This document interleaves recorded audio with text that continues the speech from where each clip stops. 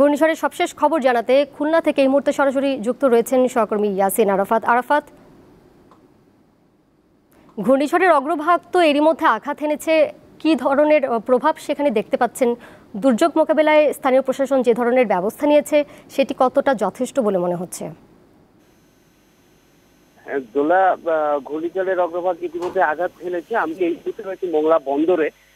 মোংলা বন্দরের এখানে আমরা কিছুটা ঝোড়ো বাতাস দেখতে পাচ্ছি, তবে ঘূর্ণিঝড়ের যে প্রাদুর্ভাবটা সাধারণত দেখে থাকি সেরকম কিন্তু নয়। বাতাসের পরিমাণটাও কম। আমরা বিকেলে যতটা বাতাস দেখতে পেয়েছিলাম, ঝোড়ো বাতাস, সেটা কিন্তু এই মুহূর্তে নাই। তবে জোয়ারের স্বাভাবিকের তুলনায় নদীর পানি কিন্তু অনেকটা বৃদ্ধি পেয়েছে।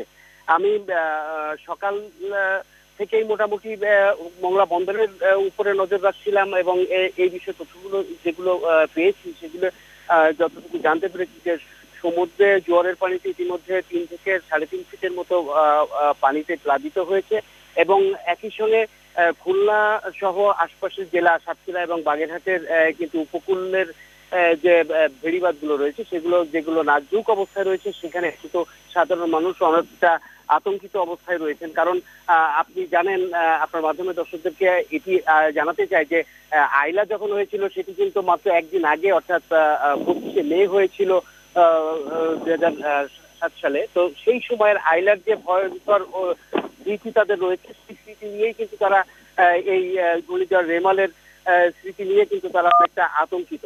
তবে আমরা প্রশাসনের যে দৃষ্টিটা সেটি আমরা দেখেছি যে তারা কিন্তু ঘূর্ণিঝড় মোকাবেলার জন্য এবং উদ্ধার তৎপরতা চালানোর জন্য ইতিমধ্যে সকল প্রস্তুতি সম্পন্ন করেছে। খুলনাতে ইতিমধ্যে 604টি আশ্রয় কেন্দ্র প্রস্তুত করা হয়েছে, 3টি মুজিব কেল্লা প্রস্তুত রয়েছে এবং এই সব জায়গাতে 15,180 জন সাধারণ মানুষ থাকতে পারবে এবং প্রস্তুত রয়েছে 5,280 জন স্বেচ্ছাসেবক, এটি খুলনাতে।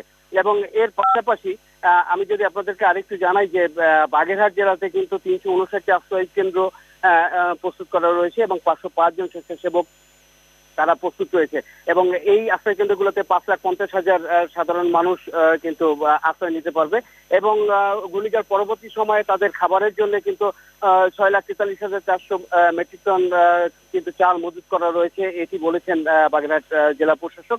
এবং একইভাবে সাতক্ষীরাতে কিন্তু 887টি ঘূর্ণিঝড় আশ্রয় কেন্দ্র সেটি প্রস্তুত করা হয়েছে এবং এর সঙ্গে উপকূলীয় এলাকায় যত সরকারি চাকরিজীবী যারা রয়েছেন তাদের সকলের ছুটি কিন্তু বাতিল করা হয়েছে এবং পর্যাপ্ত পরিমাণে শুকনো খাবার, ঔষধ, জেউটিন এবং নগদ টাকা সেটি রাখা হয়েছে এবং উদ্ধার তৎপরতার জন্য প্রস্তুত রয়েছে স্বাস্থ্য বিভাগ, জনস্বাস্থ্য প্রকৌশল বিভাগ, ফায়ার সার্ভিস, পুলিশ, নৌবাহিনী, কোস্টগার্ড এবং পানি উন্নয়ন বোর্ড।